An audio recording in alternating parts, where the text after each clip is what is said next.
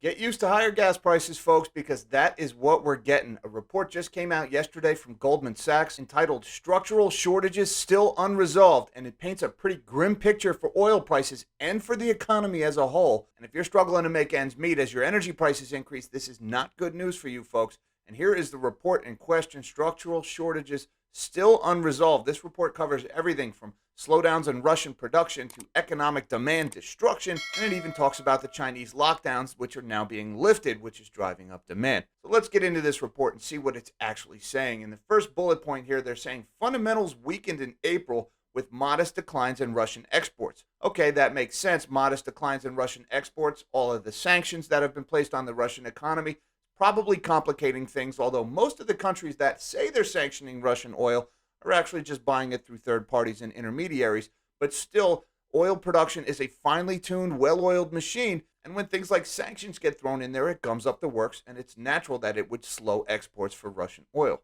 It also talks about record large SPR sales and severe Chinese lockdowns bringing the oil market to its first surplus since June of 2020.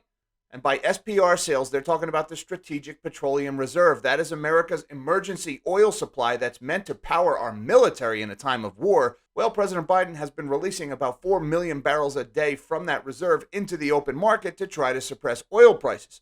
And over the last few months, we had this ridiculous lockdown in China, and that caused a big reduction in demand in China, which is the world's second largest economy. Reading on from the report, this politically created surplus is already ending, however, driven by the ongoing recovery in Chinese demand, and with a 500,000 barrels per day expected further decline in Russian production following the European ban.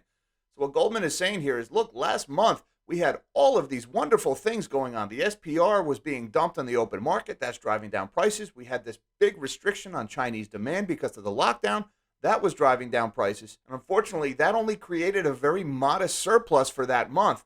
Well, now that Chinese lockdown is lifted, and we're expecting further declines in Russian output because the sanctions continue to get worse. So this is saying that reprieve we got in oil prices over the last month or two, that's about to go bye-bye.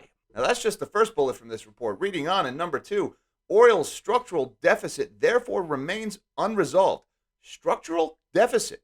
All right, that's important. There is a major imbalance in the market between oil production and oil demand. They're calling it a structural deficit, with in fact an even tighter oil market through April than we had expected. Supply remains inelastic to higher prices, with core OPEC higher and exempt countries lower, production shifts broadly offsetting. So what they're saying here is there's really been no change in oil supply. We've got the OPEC countries have been trying to pump more. It hasn't really worked out that well. They've been pumping a little bit more, but we've also got developed countries, namely the West, are producing less and less because our energy policy is run by imbeciles and children in the West.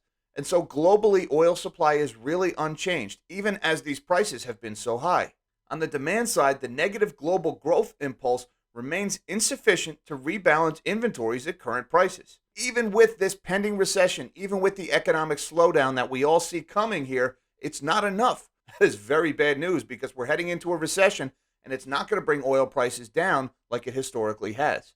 The word stagflation comes to mind. As a result, we believe oil prices need to rally further to normalize the unsustainably low levels of global oil inventory, as well as OPEC and refining spare capacities. So they're saying the imbalance between supply and demand, higher prices are necessary in order to balance global inventories. That means they need demand destruction. They need the price of oil and the price of gas to get so high that you and I start using less. Look, the oil producers would love to bring new supply online. They're making big bucks doing it. But unfortunately, they can't because the ESG at the banks and BlackRock and everything they're doing, it's choking off the flow of capital.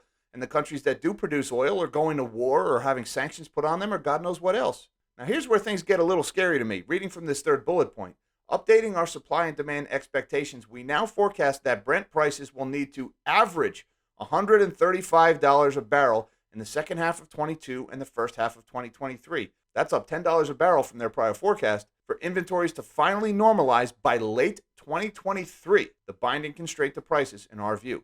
So prices for the next year and a half need to average $135 a barrel.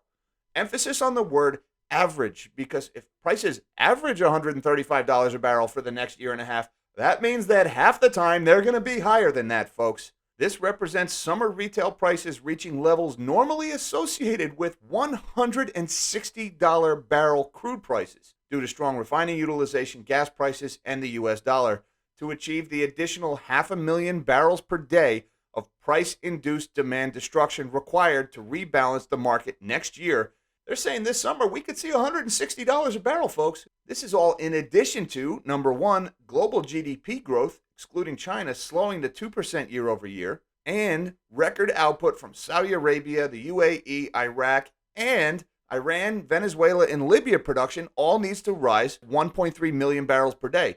So all of this pricing, this $135 per barrel, this $160 oil, that's all factoring in a slowdown in global growth and near perfection from the Middle East. And I don't know if you've noticed, but I've seen missile attacks and drone strikes and tankers being seized and nuclear negotiations. Expecting perfection from the Middle East, not exactly a safe bet, is it, folks? Now, the fourth bullet gets a little bit into the futures trading patterns here, but there's one thing I really want to zero in on the fourth bullet. And they say that the multi-year supply response has yet to be triggered.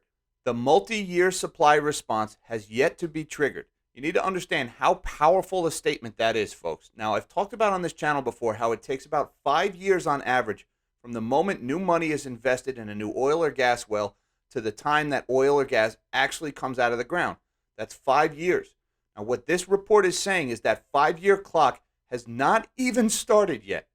Even with the fertilizer shortage and the pending food shortages and what the price of energy is doing to people, there still has been no sizable investment in any new oil or gas infrastructure anywhere in the world to offset this rise in prices. Even if we start right now, it's going to take 5 years to fix this problem, and we're not starting right now. Why? Because of the ESG movement here in the West.